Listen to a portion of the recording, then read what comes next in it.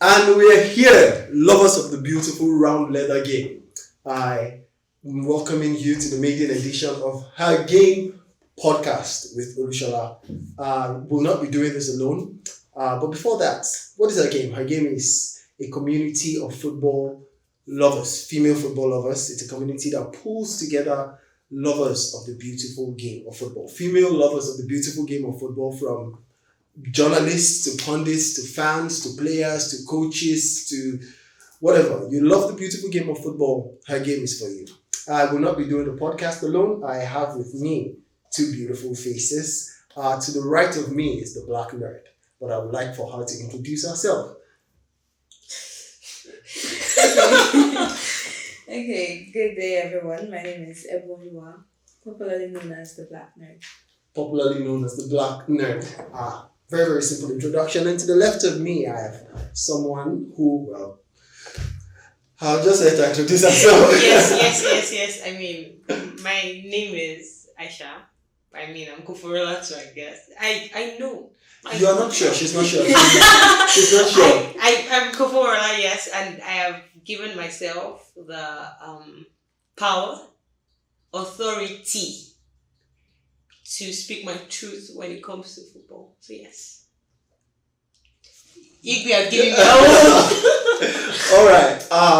Going straight into it, football was hit with a disaster over the past week. We lost a footballer who has brought us a lot of joys, a lot of delightful screams at our TV screens. He was involved in an accident that tragically took his life and the life of his younger brother. And to honor the dead, we will be observing a minute of silence in respect to the tragic loss of Diogo Jota.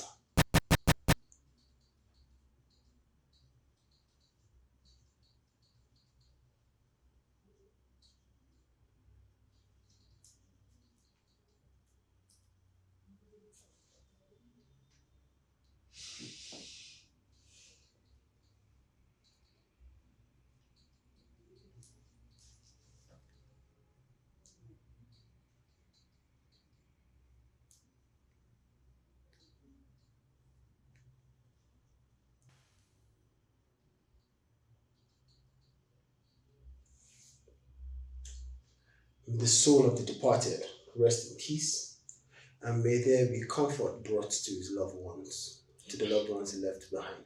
Amen. Going straight into it,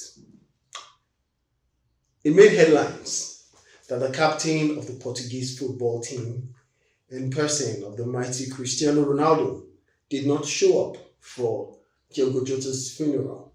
However, his sister came out to defend him, saying his reason was that he did not want to be the distraction. He did not want it to be about him. Now, a lot of people have come out to defend Ronaldo's claim. A lot of people have bashed the goats. Have bashed Ronaldo. Where do we stand? Where do we stand? I mean, Individually, yeah. Let me take. You still are not sure about your name. Let me take Kofo first. okay. Okay, I mean, like when you think about it, yes. It's not black and white. You could say that it's bullshit and all of that.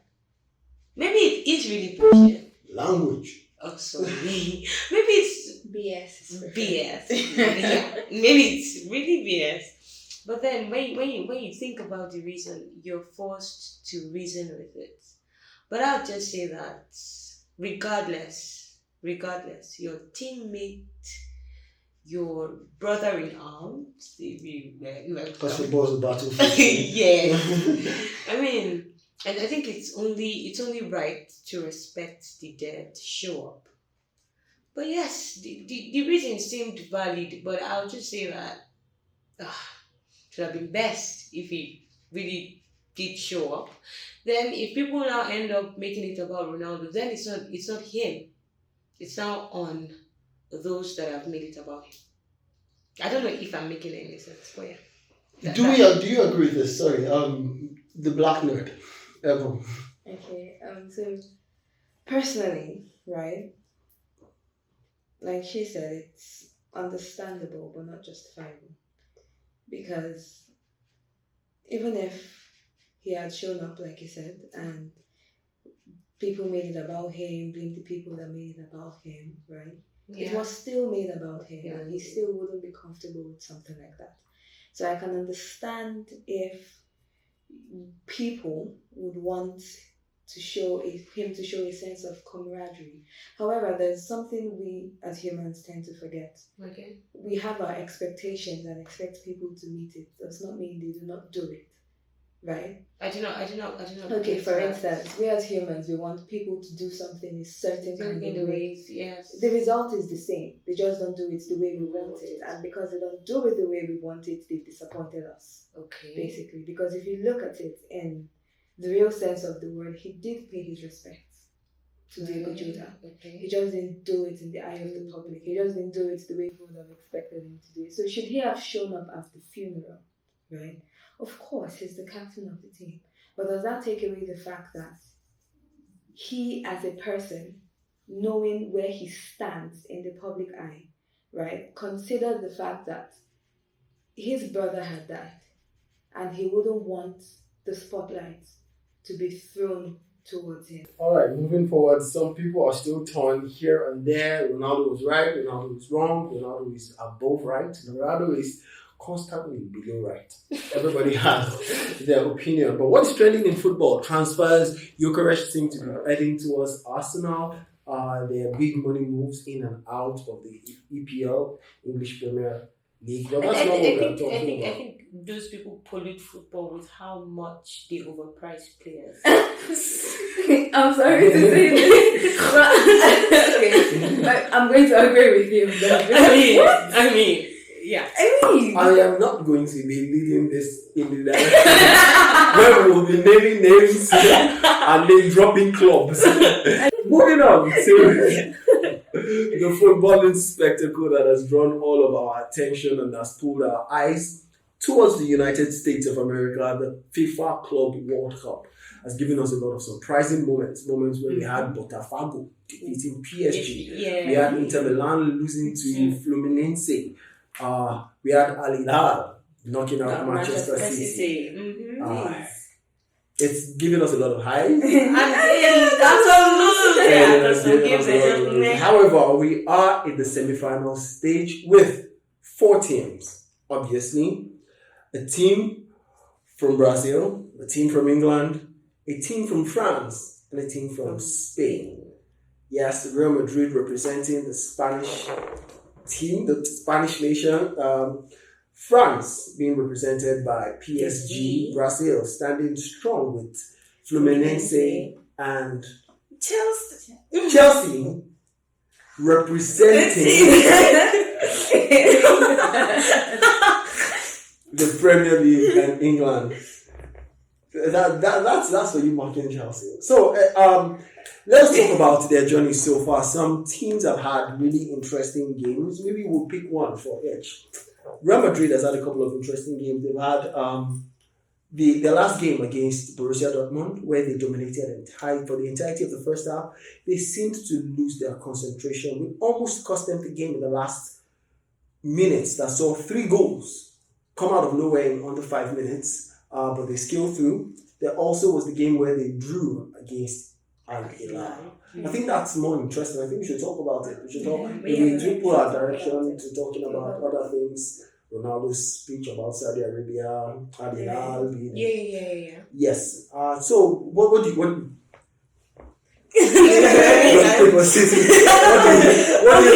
do you think about the Al Hilal Real Madrid game? First of all, I would say that Al Hilal is a good side. There was a lot of quality that team showed. You'd see that as a team, Al Hilal went for need and quality rather than the. I mean, you get that. And then, yes, so I'd say that. Wait, what? If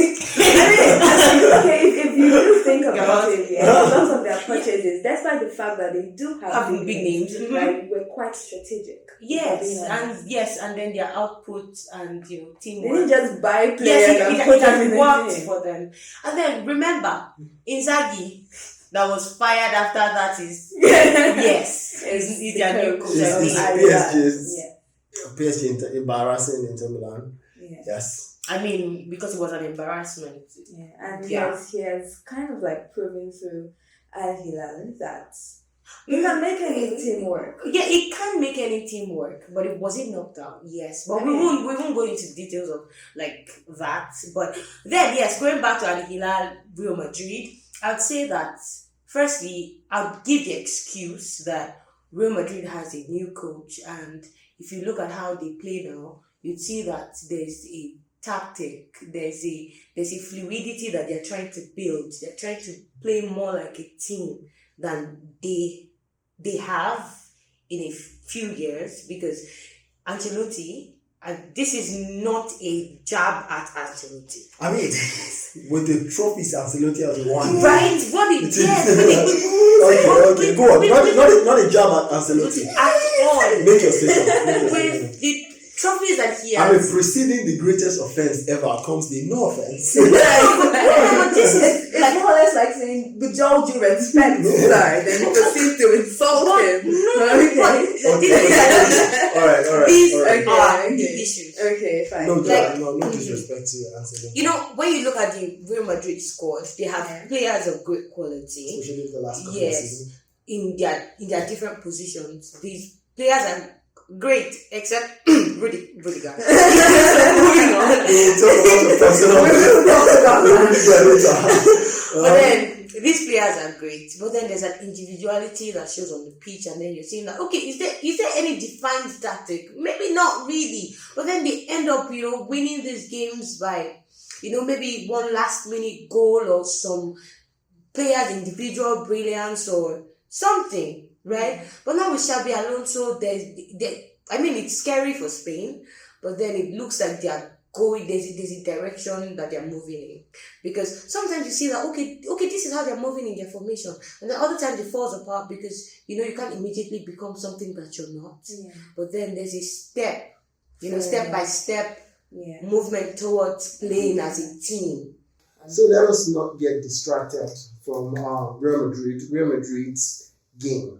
Do you see Real Madrid getting an edge in any way over PSG? But before we do that, I'm seeing the expression. Before we do that, PSG had a very interesting game against Bayern Munich, Yes. where they got 2 red cards in the And defensive they position. won. They still managed to scrape out a 2. And here is the same Bayern Munich that scored 10-0 against Oakland City FC. Like, Makes it make sense. makes it look like I think what was that team? Bayern Munich played another team, but I don't know, the name is eluding me. It's not I don't think it's a European team. It It was about 2-1. Okay. Right, you'd expect that Bayern Munich, with the strength that they have, would do better against non-European teams or teams that are deemed smaller, Yeah. right? But then, So here is the thing.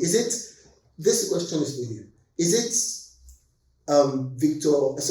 Vincent Kompany? Is it Kompany's is the coach of Bayern Munich? Is it his lack of experience? Because you see Bayern Munich edging through seemingly easy games, but their big games so far this season, they lost against Barcelona. They've lost the majority of their big games. So would you say it's his inexperience, or you're giving a small driver a big car?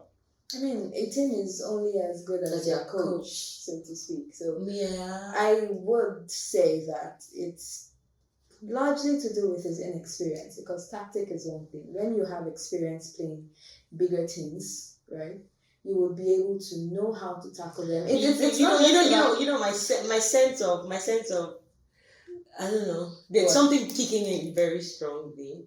It's trying to say no. It shouldn't be about experience. It should be about like what are you supposed to do? Like it's about common sense. We've seen certain underdogs Yeah. outperform. Xabi Alonso So did it in the Bundesliga. Right. But But if we are being honest, right? If we are being honest, my opinion, there is a certain level of confidence and maturity that experience gives you. Yeah. So it's not impossible to get it right as an inexperienced coach. Yes. But a lot of people do not have the flair that people like Xabi Alonso, Luis Enrique have. It's not. Luis that. Enrique is a Yeah. sextuple winning coach. Treble. Is a veteran. Treble. Yes. Treble winning coach. Yes, and he has done it treble twice, 2 different clubs. So there is a Luis certain Enrique's pedigree flair, is. and if you look at the strategy he uses while playing, the formations and all of that, there's a certain level of creativity to it. There's a flair. That a lot of coaches lack. and I Do you think understand? there's a bravery. Yeah, same thing with Hansi Flick. Now, yes, there is a certain level of daring, yes, there's a courage. audacity, That's the word. And it's not something you find in inexperience. every coach. Yeah. However, PSG will be facing Real Madrid. Real Madrid will be facing PSG in the semi-finals. This is one thing that I would like for us to do. I'd like for us to individually talk about how you would line up. I'd like to hear how you would line up if you were Xabi Alonso. If you were Luis Enrique, I'd like to hear how you would line up PSG. Oh, I was Xabi Alonso, okay. Time to put myself in the shoes of a creative genius. It's creative genius already. I mean, we'll find out next week. Well, who wants to go first? I mean, for me, yes, PSG. Now that we'll also do a combined starting. Yeah. Now that Luis Enrique is missing one of his CBs, I think that's 2. Household. I mean, Household. No, Luis Enrique. Oh, Luis Enrique, I'm sorry. Yes, Pancho Hernandez. And then Hernandez, you're thinking, okay, who does he play in that position? Because it's for his backline, I mean, Donnarumma was starting. For his back, Hakimi and Mendes. Unshakable. Hakimi and Mendes, yes, they have to be there. Because I mean, was Mendes not the boy that pocketed Salah? No. He took Saka, Bukayo Saka like this. And put him in his pocket, yes. Stay there, baby. Kidnap allegations because they have to remove him from his pocket. Yes. Yes. So Mendes is great. Got the Nations Cup with Portugal. Yeah. So Mendes has been tremendous. The Nations League, yes. And then there's Hakimi that has also just been chef's kiss. Right? And then in the middle, chef's blessing more than a kiss. Marquinhos, somebody has a crush. Marquinhos, yes. CB position. Now we'll think, okay, if I were Luis Enrique, what would I do? Who would be my second CB? Because I think Luis Enrique plays your regular. Barella is the only option he has. Yeah, just one more option. Maybe. I think that's the only option. Barella. That's in mind. I mean, think about it. If you could have played with Beraldo. Beraldo. You know when you have Beraldo there, yes. But if you think of, because I can be one kind. Yes, your bias is always biased. Yes, because Beraldo. Because if you say, maybe Beraldo doesn't have the quality that he will need to stay in that position. Mind you, he beat Bayern Munich without a CB. Yeah, so he can't do without Beraldo. Yes, Beraldo could just be there in human form. Space filler, occupying space for Amanda. They need to be 10 players infield. Yes, minus the goalkeeper. So that Luis Enrique has 10, Beraldo stays there. Now I may be wrong because Beraldo may be great. But I mean, he may be like a fourth. Oh yeah, let's move on. Anyways, moving to my midfield, I'll say Vitinha, Fabian Ruiz, and João Neves. Yeah. Right? And then the attacking trio, Bacola should stay away. Yes! Why are you laughing? Bacola should stay far away because Bacola is great. Far away. Yes, the creativity and flair and beauty and the Hugo Bonito thing, he has it all down. But why are you Hugo Bonitoing when you do not have an output? That's something to think about. Let's sit down and think about it for about a second. You're right. Exactly. So I'll do Desiree Doué. I'll do. Dembele. Dembele is good. Okay. But I have a personal quick question. If you are to choose between Bacola and Dembele, I'll take. Conundrum, people. It shouldn't be a conundrum. Like to choose to start or to choose to play for your team. When I say her bias has a bias, I don't mean her bias has a bias. So Dembele.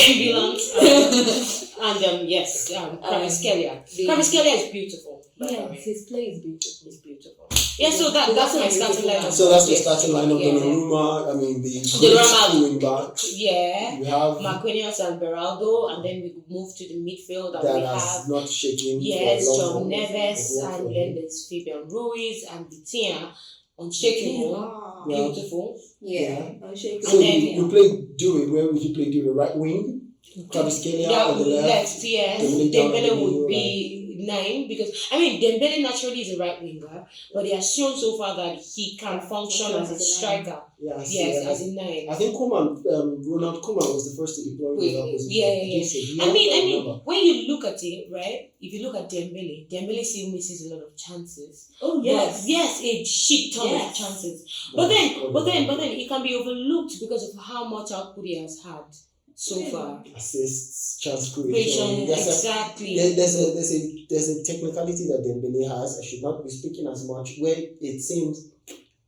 if it's not choosing to dribble, it can pick out very dangerous passes. Passes, yes. Very dangerous Yes. passes. He Yes, has that. Dembele has that. I'll give it to him. Vendetta. But All right. So that is your starting 11. Starting 11, the Black Nerd. If you were Xabi Alonso, how would you feel? Your men, your boys, Hold on. your warriors against yes, move. Luis Enrique. Yeah. Please, you need to raise your clipboard so that everybody see that you're in business mood. We should think about adding that to. We Yes. start talking more tactical approach. Yes, because As my name implies, I'm the black nerd. So okay, yeah. So as my coach, as your coach. That's my- as my coach, obviously Xabi Alonso forever. But anyways, what? I'll blow your eye. I'm sorry. Good. She's a violent one. Okay. I'm gentle. So as keeper, obviously Courtois. Yes. Right. Then we have Alexander Arnold, Asensio, Rudiger, and Fran Garcia. Why Asensio? I chose Asensio because Hewson. Howson, yes, thank you. I like to call him Hugh Jensen before. I don't know why. But I used to say Oyster. did you get what? Housing. Crazy name. Like housing estates and the likes. So Yes. So I'd play Asensio in place of Howson. housing. Yes. Market. So Trent, why Trent? I mean,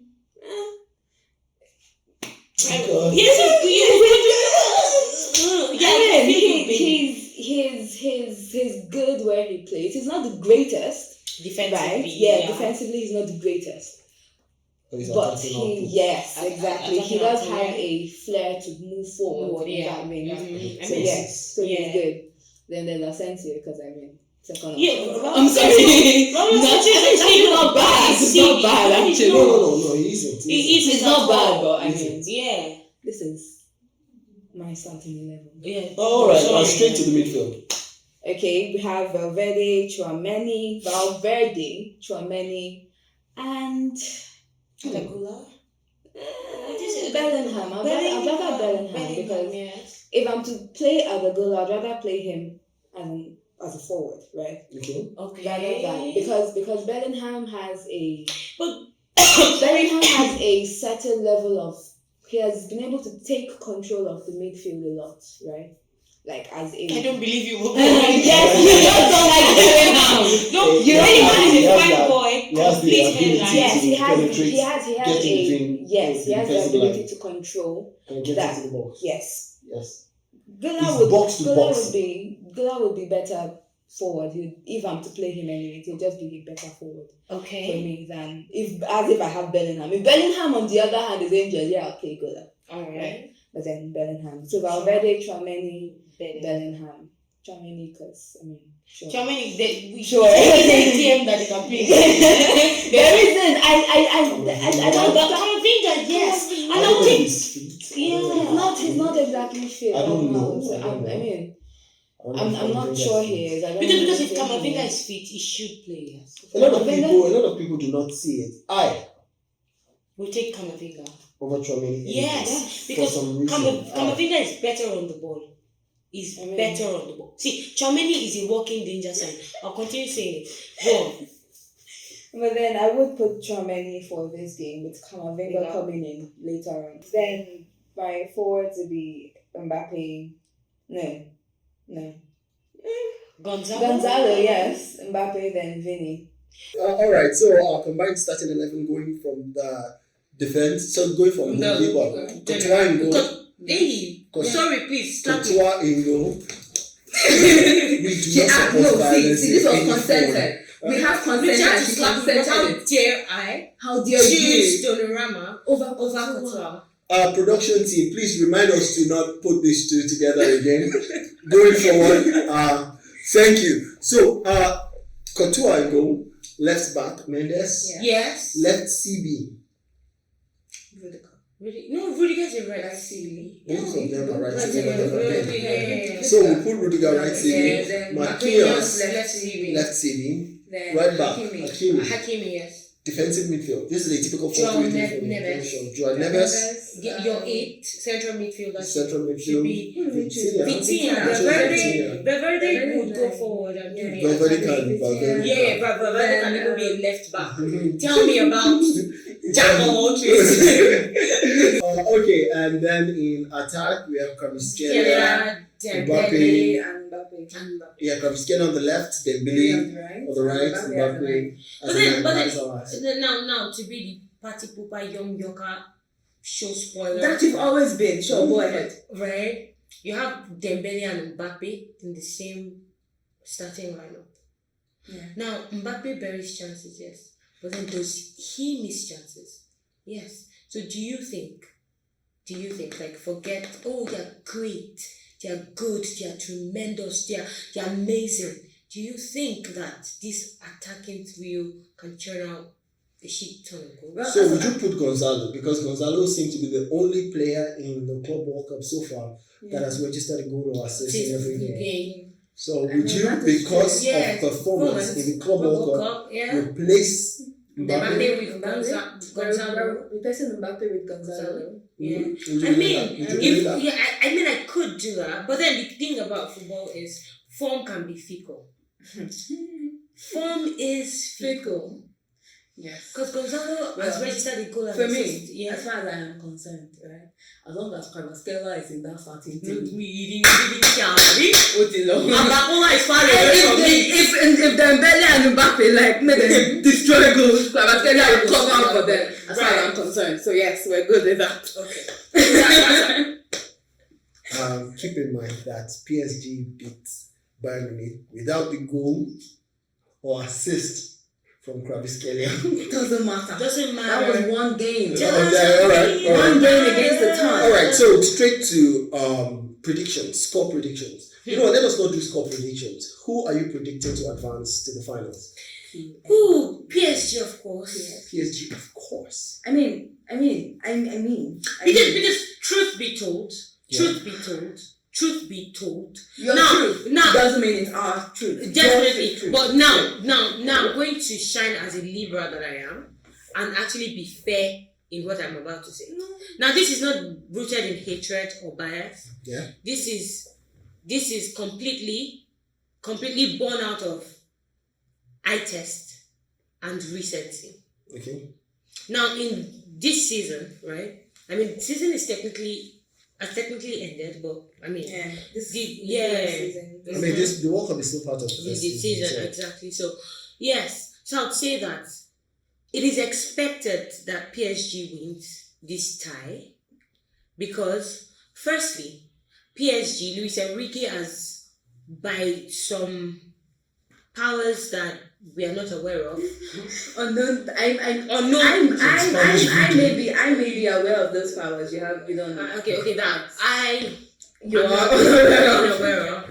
Has been able to like get the best out of his team, right? And they have been delivering.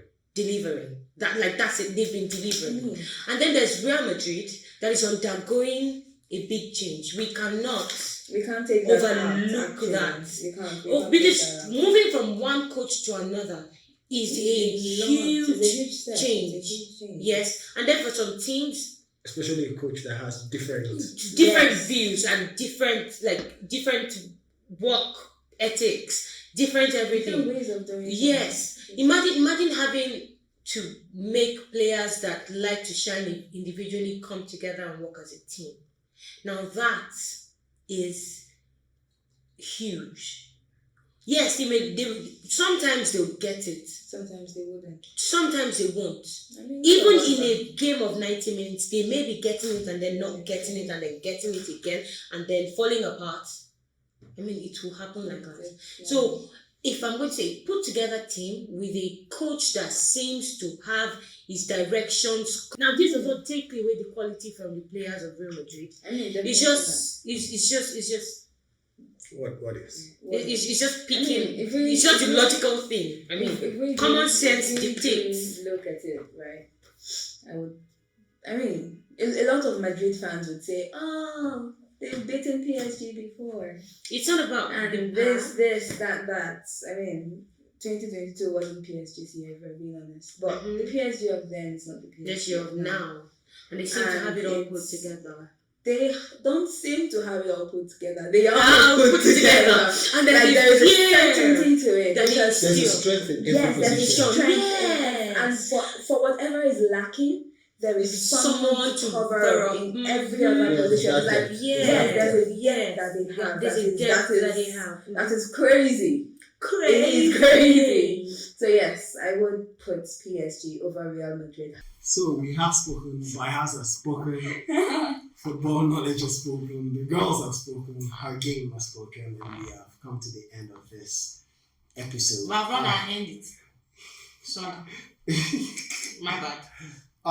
If you did enjoy yourself, please drop a like, leave a comment, and follow us on all our social media platforms. Subscribe to these channels as you will be seeing these faces a lot more, familiarize with them, familiarize with their voices, and thank you very much. We'll see you next time.